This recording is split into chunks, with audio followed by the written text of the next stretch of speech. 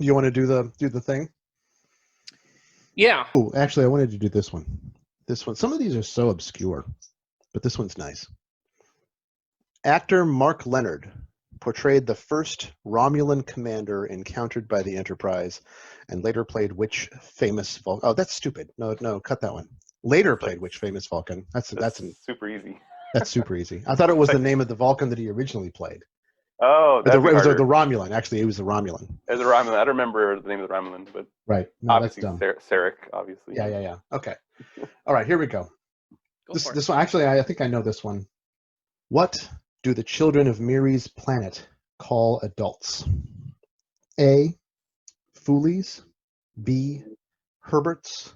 C. Grups. Or D. Onlys. So then I have the. So I mean, what is so I don't know. Spunky. Welcome to a piece of the action. I'm Micah, I'm Eric. And I'm Greg. and we are continuing our reviews of some of BoardGameGeek.com's most voted on games. And this week we're going to be taking a look at another game that kind of become a classic, the game Dominion. This was a game that came out in 2008. And Eric and Greg sat down, and I believe you guys played this a couple of times. Be able to give us their take on it. So we'll go ahead and get right into it. Let's begin with Eric. Eric, why don't you describe to us what is Dominion about? Yes, the game of Dominion is a medieval-style deck-building game where you start with all the players. Start with, I think it's 2 to 6, 2 to 4. Start with the same small deck, and they have 10 cards. And you draw 5 cards in your hand. You play all the 5 cards out, and you attempt to purchase cards from a common pool of cards that go about from like 8 to 10 copies of each card, and you add those to your deck, and you try to create the most efficient deck possible. When there's an automatic timer for the game that when certain decks run out, then that's the end of the game, and then you find out who has the most victory point cards in their deck. And that's basically it. It's premised on a really light medieval style theme. So there's like chancellor cards, and there's knights and stuff like that. But it's the theme is kind of it could be anything. Sounds like probably like a lot of the games we've talked about so far. Mm-hmm. The theme is sort of a Definitely. you'd say the theme is sort of just a light veneer over the top of sort of a more abstract system. It gives it a general direction that the cards are going to be themed on. So, it gives it it's not just a hodgepodge. It definitely is. It's nice. It's nice to have, you got to have some kind of theme. And so this one is like a light medieval style. Right. I don't know. I think last week I said Seven Wonders had the least theme of anything reviewed so far. I think Dominion takes that cake now. Mm-hmm. I agree. I don't even remotely think about the theme in this game. Yeah. So I mean, what is purportedly it would be that you are building your Dominion, you're building your empire. Is that the? I think that's the reason that it's named that. Yes. The reason the name Dominion is there, but the names of the you're just a deck building game, huh? The names of the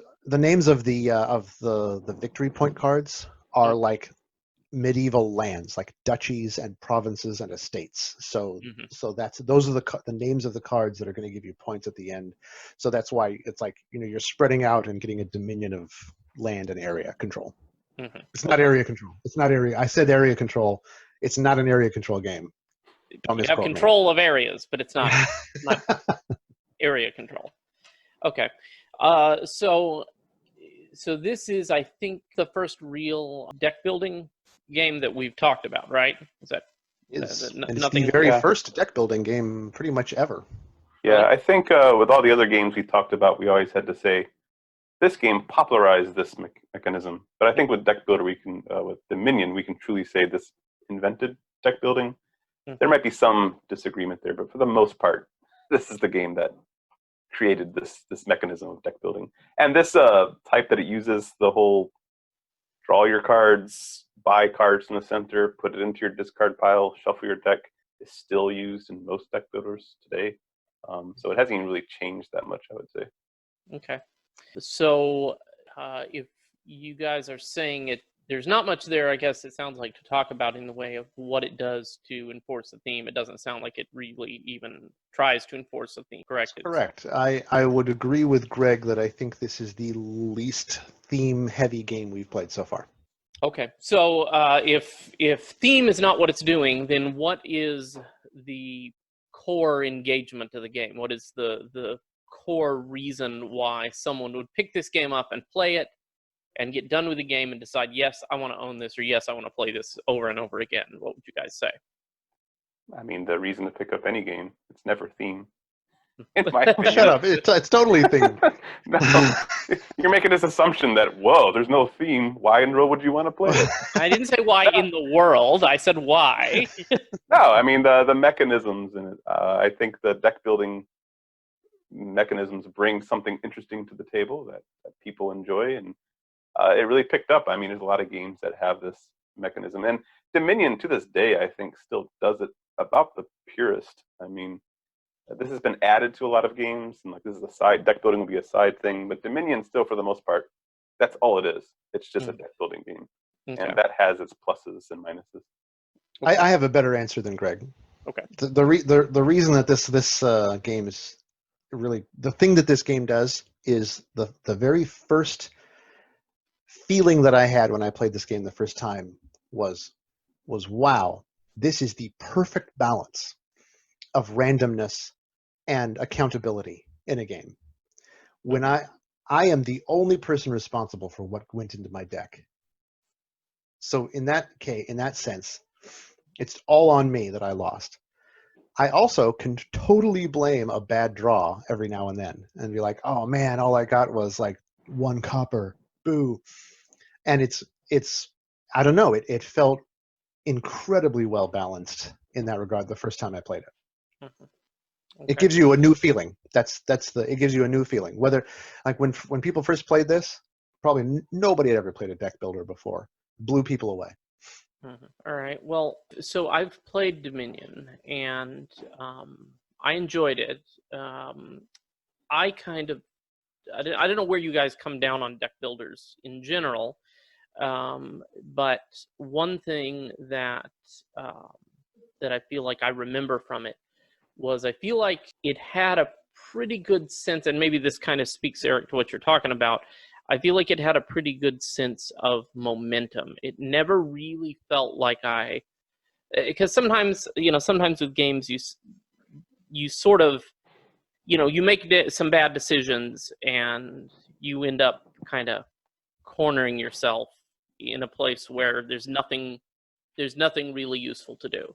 But I don't ever remember really having that feeling with this game. I need to play it more often. Yeah, probably so. I felt like it did a good job of maintaining momentum, if that makes sense. Throughout. I think the beauty of deck builders is they're kind of built-in engine building. It's each time you go through the deck, it's a little bit more efficient.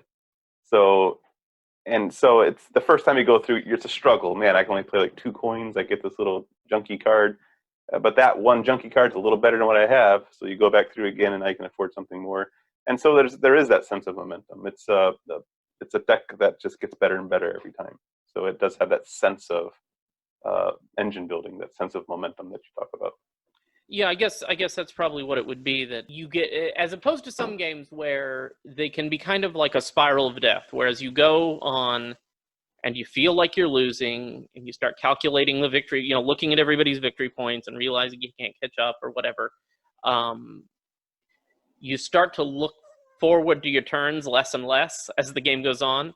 Whereas I think with a game like this, even if I wasn't necessarily winning, I still was looking forward to my next turn, looking forward to seeing how the next iteration of it would go, which I think added a lot to it, because then, even for the people that aren't necessarily obviously winning, there's still enjoyable play to be had. Was the experience I had. How did it go for you guys? First of all, who won when you played? You played 2 times? I won the first one and I won the second, but that was kind of it was a sad victory, that second. A Pyrrhic victory? It wasn't Pyrrhic, but it was a tiebreaker victory.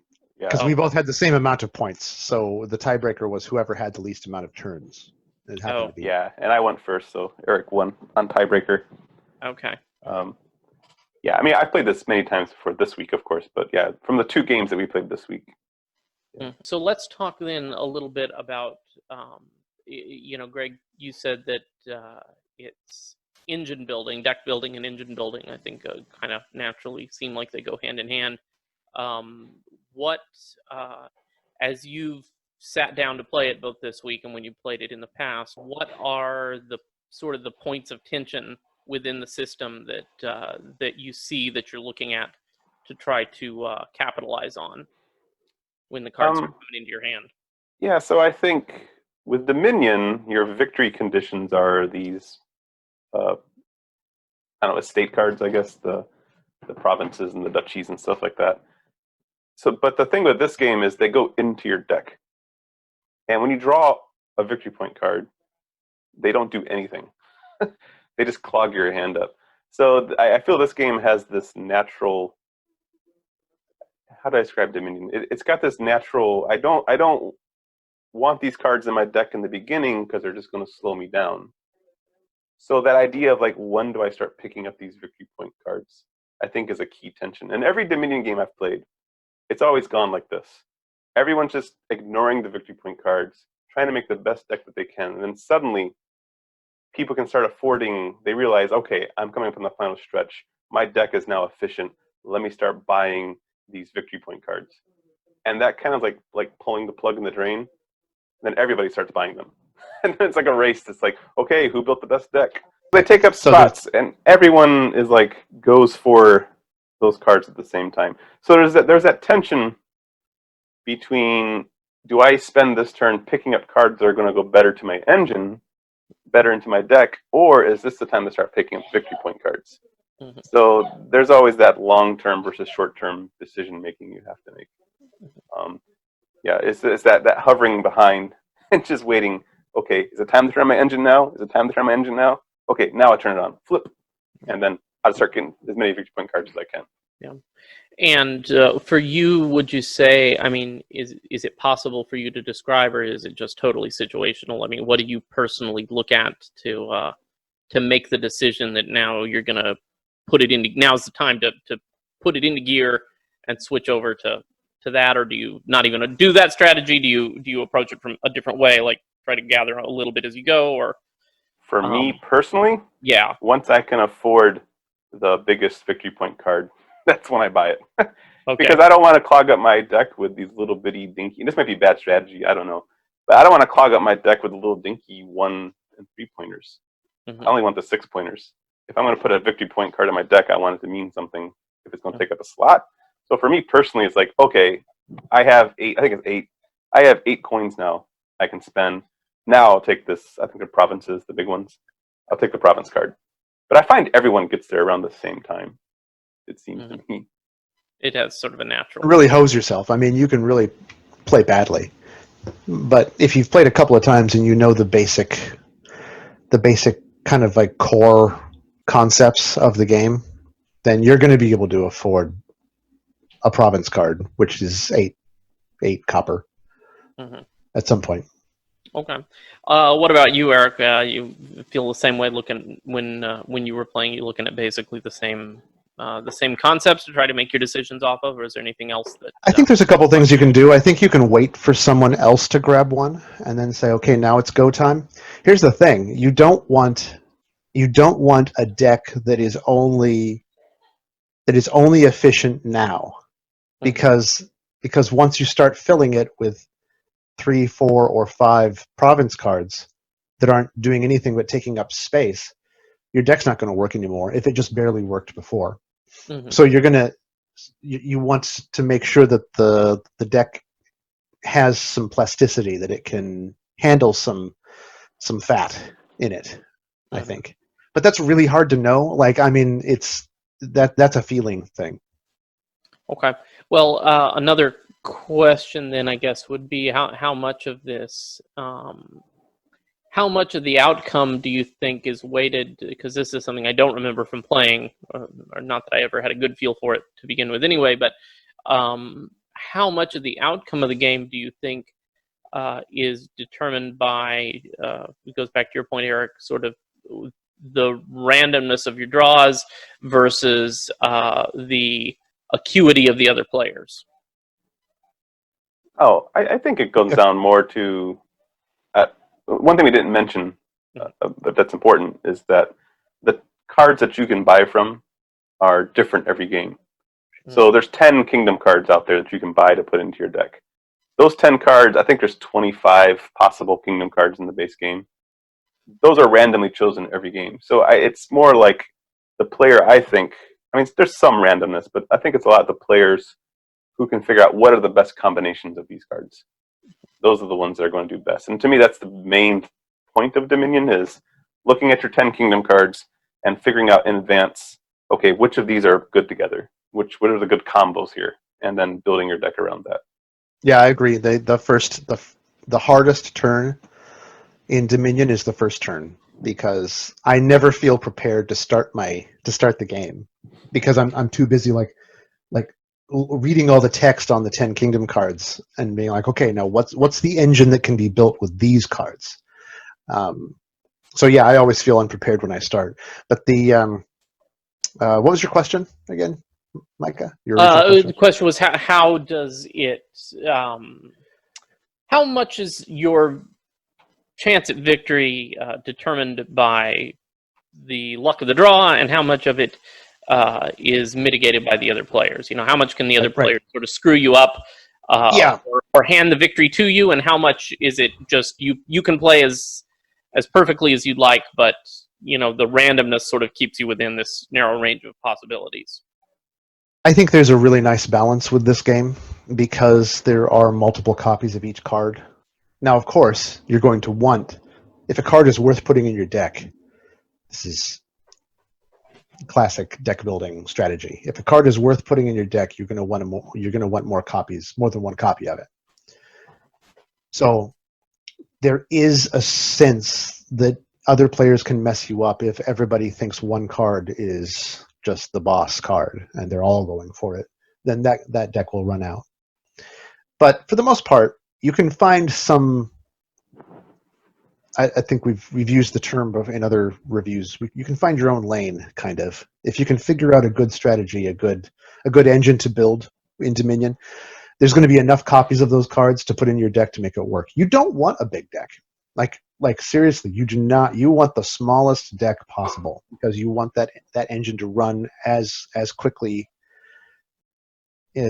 The repetitions per minute, you want to cycle through that deck as quickly as possible, because you don't want to have a lot of chance in your deck.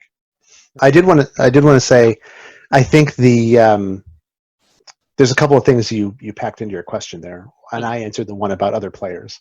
However, when it comes to randomness on your own turn versus choice, I think this is, again, man, I've really come around on this game. Like, I did not particularly like this game the first few times I played it, or the first time I played it.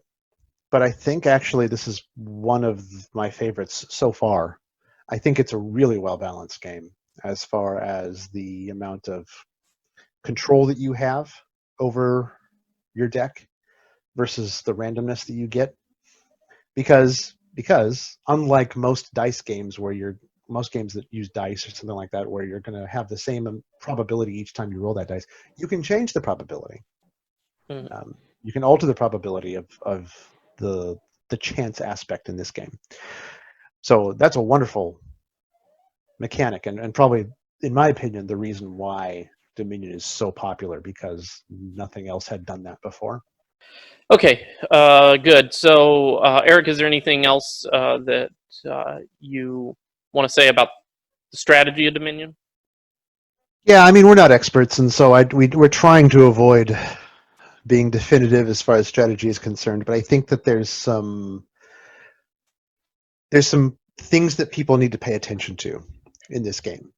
And it was made clear to me in the first game that we played, because we were playing with someone who had never played before. And I threw away, at a certain point on my turn, I discarded a 1-point victory point card out of my deck. So there's ways to trash cards. Actually, let me say this first. The first thing that you need to do is you need to get cards that allow you to thin your deck. That's one of the most important things. It's in any deck building game, one of the most important cards, the most valuable cards, is going to be cards that allow you to get rid of cards in your deck because you want to be able to trim the fat. I remember that I used that kind of card to get rid of, I believe, a duchy. No, I think it's just called an estate, which is a 1-point victory card. And this was mid-game, and the player who had never played before was like, "What are you doing? You want those cards?" And this is an important point because I didn't want that card, even though it gave me a victory point. It's more valuable to get rid to have a more efficient deck than to have a single victory point card in your deck taking up a spot. So things like that, that's really important.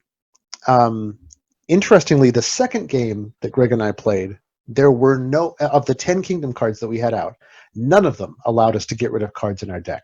And so there was this interesting puzzle that we had to figure out. It's like, okay, well, now what do we do?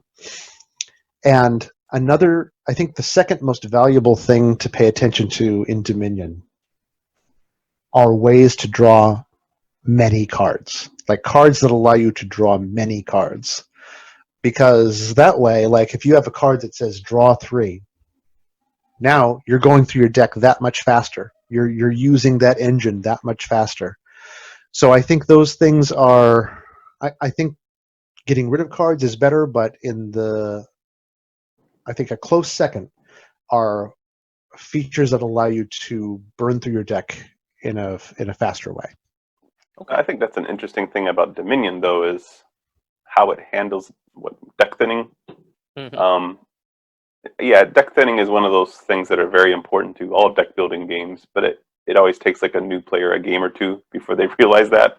Like, hey, if you're trashing cards that are no good, you're improving your chances drawing your good cards. Don't more cards mean more abilities to do things? Yeah, Good, right? It does take a game or two, I think, for some players to like get their head wrapped around that. But the thing about Dominion is, there's actually not a whole lot of cards in the base game that let you trash cards.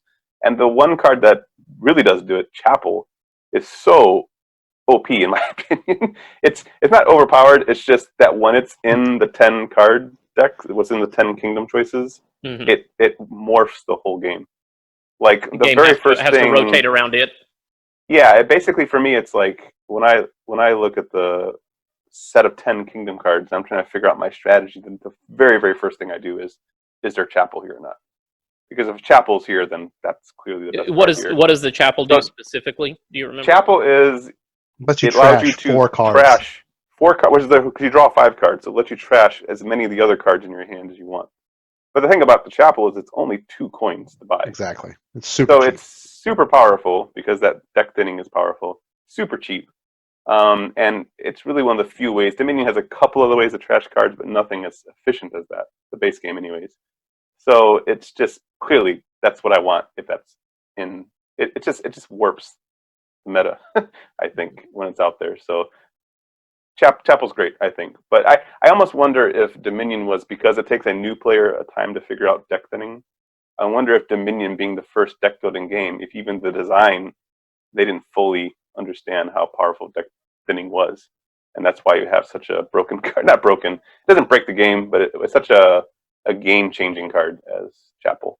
Well, let's go ahead as we're kind of getting into more of the nuts and bolts then of it. Let's go ahead and get down into the good and the bad. So let's start out by talking about the good. What does Dominion do well? Eric, why don't you start with that? Well, as we've talked about, it set the pace for deck building, and the method that Dominion uses is still used today in almost all deck building games. So it got that right. That whole thing where you draw a certain amount of cards, you're going to play them all and see what you can buy and do with the hand that you draw. When you buy a card, it goes into your discard. It does not go into your hand. It goes into your discard. You'll see it again later. That whole concept, that was something that was innovated by Dominion, and they nailed it. I mean, as far as there's a ton of deck builders out there now, a ton of deck builders, but they haven't, except for a couple of notable exceptions, nothing has innovated that wildly from the basic system that Dominion invented. All right, Greg, what do you think? What did it do well? So my favorite aspect of Dominion is the 10 kingdom cards that are different every game. I love variable setups in general, and the idea that, hey, we've never seen these 10 cards before. Let me work out the puzzle as to which of these cards are powerful together. And I think having certain cards make certain other cards more powerful than they would be in a vacuum. I just like that puzzle. So for me, that's the main appeal to Dominion. Other aspects of Dominion that I like, that might be a little bit more personal preferences. I like games that are just cards for some reason. Yeah, right. I was going to ask. It sounds like there's no board, right? There's no board. There's no like other tokens. It's just a ton of cards. And I don't know. I love just having a deck of cards, and everything that my engine does is here in this deck. I don't know. I just like that aspect of Dominion. And I do also really like that feeling of what we talked about earlier about how you always have this constant momentum. Like every time you go through, it's better and better. And in the beginning, it feels slow going. You're like, how am I ever going to be able to afford one of these province cards? But then eventually, once you crest that hill, your deck just picks up.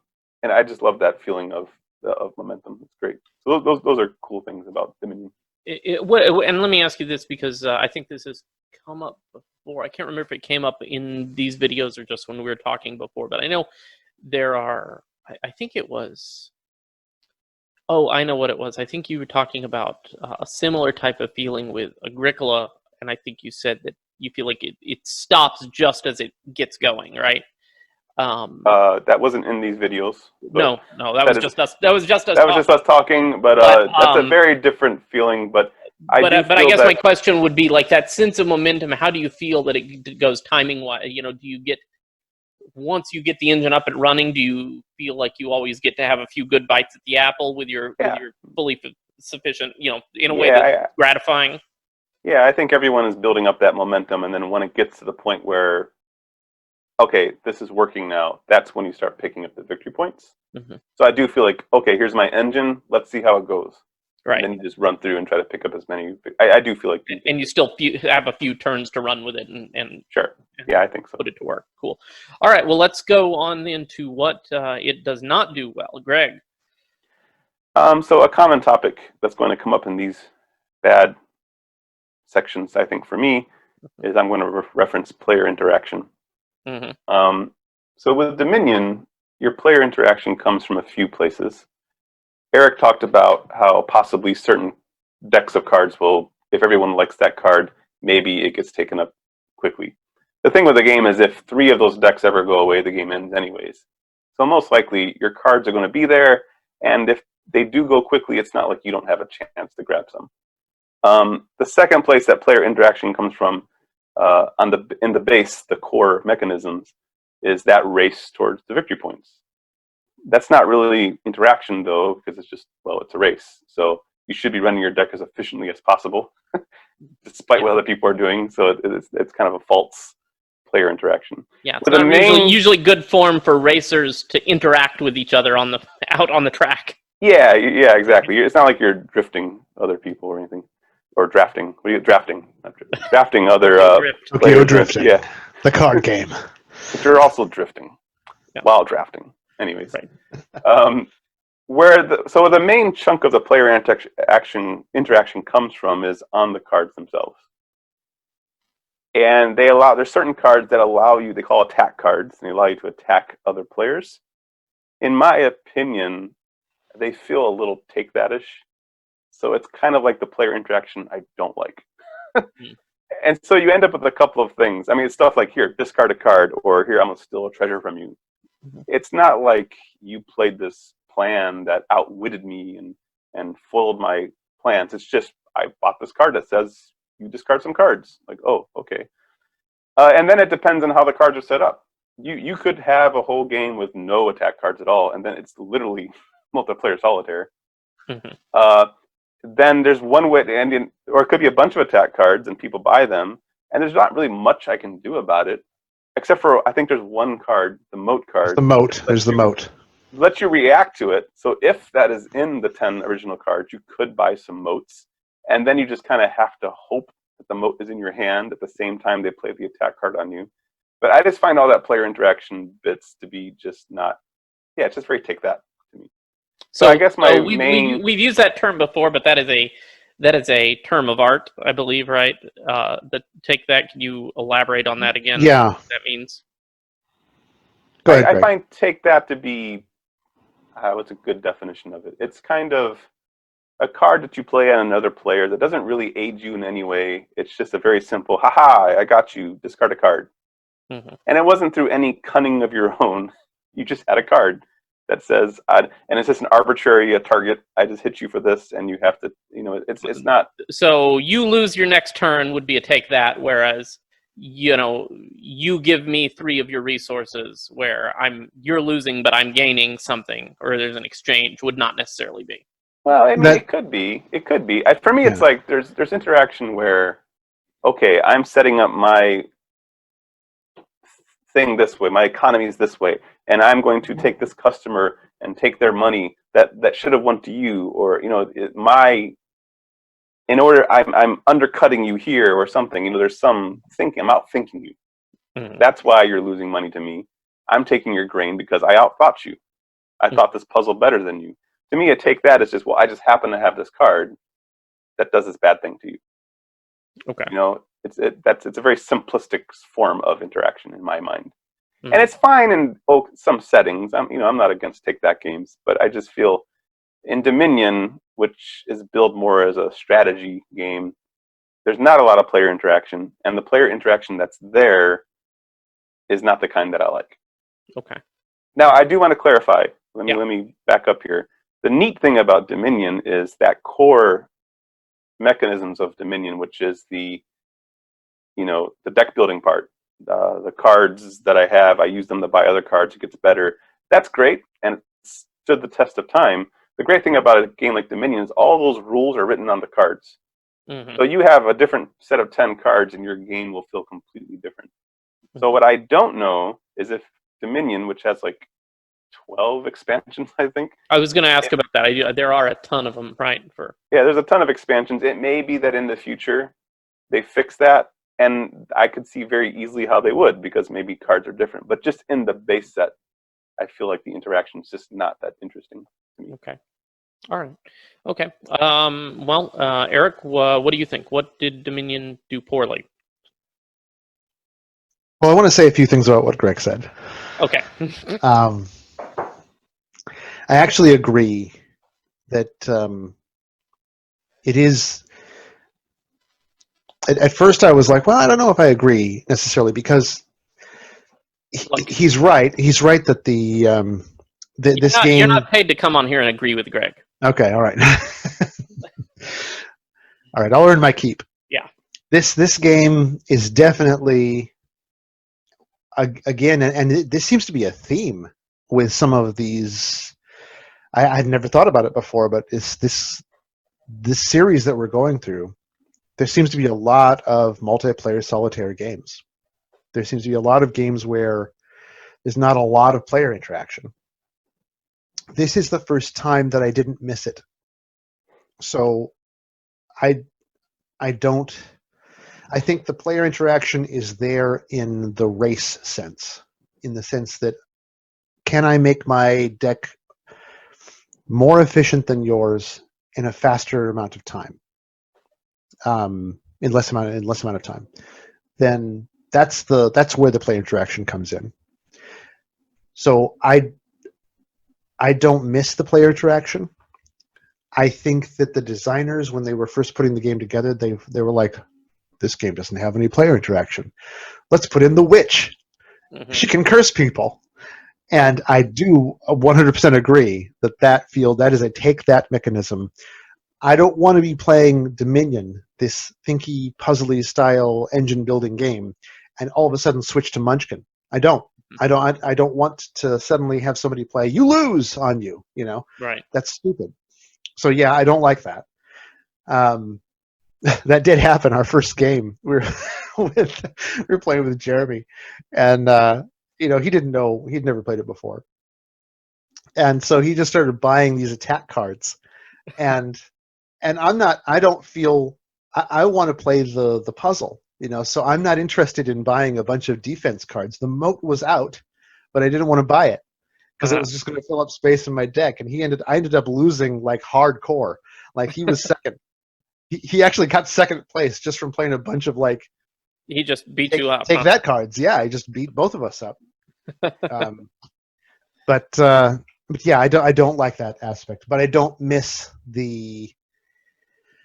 I feel like I did miss player interaction in Seven Wonders, but I don't miss it here. So why the difference? Are you saying that this is because it sounds like what you're saying is that there's a meaty enough puzzle to keep you entertained, maybe? That's what's doing it. That's what's doing it. I'm like, so was that not the case with Seven Wonders? No. If you go back and watch that video, there's nothing to entertain you. I mean, the entertainment in Seven Wonders for me came from the like, aha, I've done all the things that I knew I needed to do, and now I'm just watching the money come in. It's like this sense of like, I don't know. Seven Wonders is very simplistic. Dominion is not. Dominion is more complex, and so there is a. So there's a weight issue, a weight difference there. Yeah, there's a slight weight issue, but that's not my. So that's where I don't know if that's even a disagreement with you, Greg. But my biggest problem with Dominion, as far as negatives go, is theme. There is no theme in Dominion, and I like theme, and I want there to be some. What are we doing? Well, I've been told by a reputable source that no one ever plays for theme.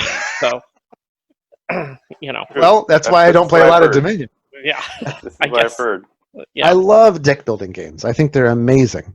When I played Dominion the first time, I was like, "This is remarkable," and I didn't play it for a really long time because there's no theme there. There's no reason to play it. Like I want to feel like I'm doing something. Other people have thought this same thing because they came out with other deck building games that tried to put theme on it, and for the most part, they have failed. However, there are some notable exceptions to that. But like Thunderstone, first edition Thunderstone, I've never played it, but I hear that second edition is great. First edition Thunderstone is very tacked on. It was the concept of what you're doing. Felt like Dominion with a tacked on dungeon crawl theme. Yeah, it sounds like you need somebody to kickstart like a huge hexagonal tiled miniature laden add-on to Dominion that you can just sprawl across your dining room table, and then you're that'd be great. It's been done. I think there's plenty of thematic deck builders out now. There is now, but they're attached to something. Like I will fight to the death that A Few Acres of Snow uses deck building in a way that's just incredibly thematic. I feel beautiful. That is the best deck building game. In my opinion, it is too. But we'll get to that eventually. Good luck finding it. Yeah. No, we're never going to get to it, Greg. We may as well talk about it now. It's never coming up in this series. But yeah, okay. I just want to say something about Few Acres of Snow. That's one of my whole different game. It's a completely different game. It's a whole different game. But that's one of the best games in the world. But they're the reason it's so good is because they didn't start with like let's do Dominion but put a theme on it. Mhm. What they did was they were like let's start with theme. Now what are the mechanisms that could work with this theme? And hey, deck building happens to work with it. And you don't even know when you first start playing A Few Acres of Snow, you don't even know you're playing a deck builder. It's beautiful. And then you realize this is a deck builder. This is not even remotely similar to Dominion.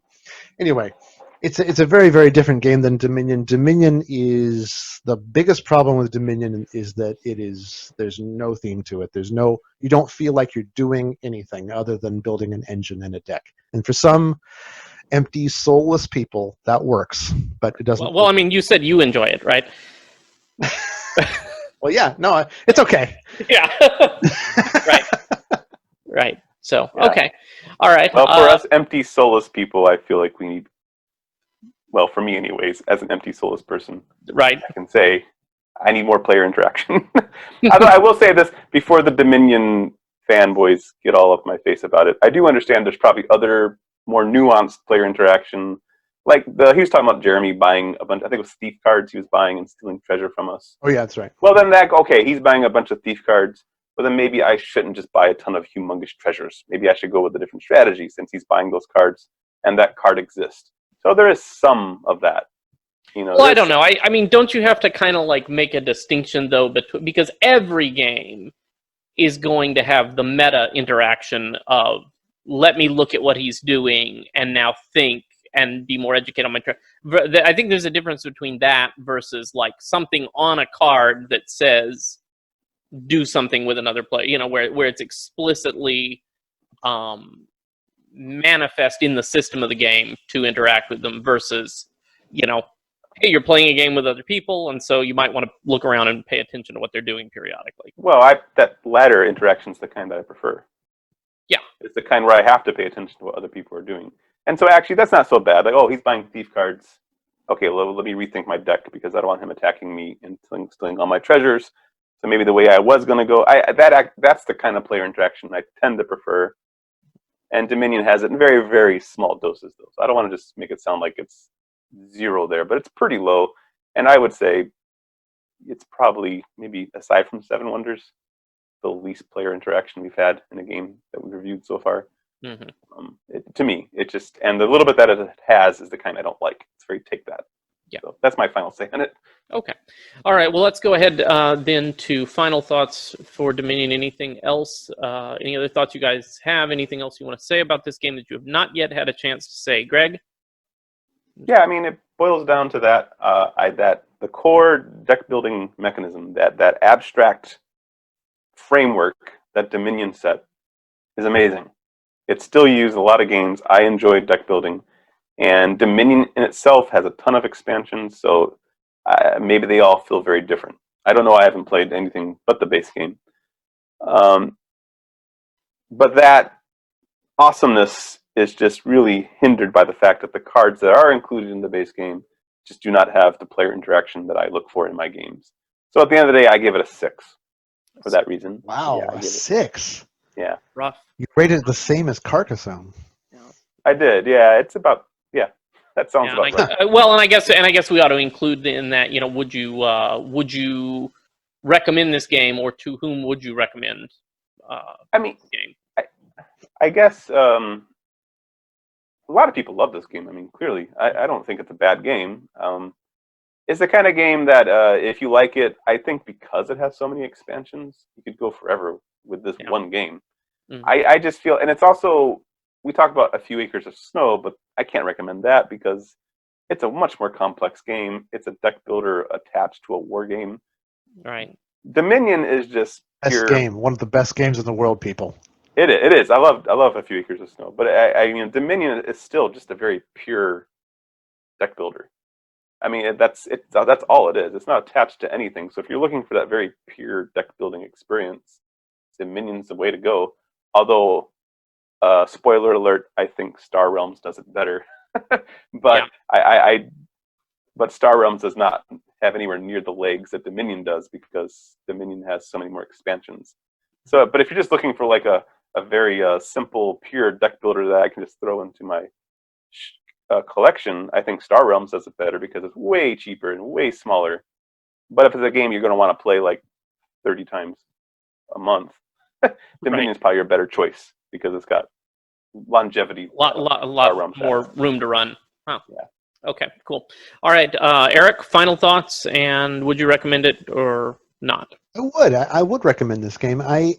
This was kind of a 180 for me. I hadn't played it in a long time. These last two games, I've kind of changed my mind on it, honestly, because when I first played it, I didn't like it because it had no theme. If you can get past that, I think that's still its biggest flaw. But if you can get past that, I think that this is probably one of my favorite games that we've played so far. I think this has, especially the playtime. The playtime's 30 minutes for two players, 45 for more. I don't know. It's about an hour.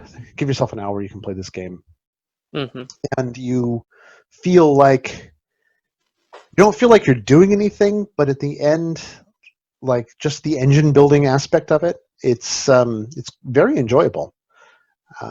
There's an aspect of like, I have made a really, really efficient engine that is extremely pleasing. And I've come around on this game. I think that there's something to it. And a lot of that is that there's so many expansions for it. I think I would get pretty bored with this game if I was just had the base game. You burn through it pretty quickly. Yeah. But since there's so many places this game could go, I'm intrigued. I haven't played them, but I'm intrigued to do that now. But I think in some ways you're saying the same things that I'm saying. I think the core system is interesting enough that I would love to try the expansions. But it's just that the 25 cards you get in the base game, those are the cards that make me not as interested in the base game. But I'm completely on board with seeing what else is there, right? Because I think the system in itself is solid. Yeah, I guess I'm just speaking from now. Like as far as Eric right now, I think this is one of the most interesting games we've played so far on this series. Would I get burnt out with it sooner than Catan? I don't know. Maybe. Catan definitely has other things that it can do. It can. I think that the best thing about Catan is that it can become a family game. I don't think Dominion's ever going to become I don't see Dominion becoming a family game, like a game that you sit around with grandma, and play. Yeah. But just from sheer enjoyment right now, I think Dominion is up there for me. Okay. All right. Very good. Well, so that's our thoughts then on Dominion. That is going to go onto our 10-game shelf. That is game number 5. So we're halfway filled up at this point. And what are we going to be reviewing next time, guys? What is next on the list? Next on the list is Ticket to Ride. Ticket to Ride. All right. So, in the meantime, if you like deck building, engine building games where you don't have to interact with the other players very much, feel free to give Dominion a try. And until then, this has been a piece of the action. They were Grups, right? I think they were Grups. Micah, does this ring a bell at all? Remember the Planet of All Children? Yeah, I remember the show. The premise of the episode rings a bell. I have no recollection of what the word is, but based on like contextual clues, my guess would be Grups. It is definitely Grups. Let's just check. It is Grups. Yeah, that was an easy one. All right. That was an easy one. Okay, very good. Not as easy as Mark Leonard portraying which famous Vulcan? Sarek. But okay. Okay. All right. Well, thank you. William Shatner played this famous species on Star Trek.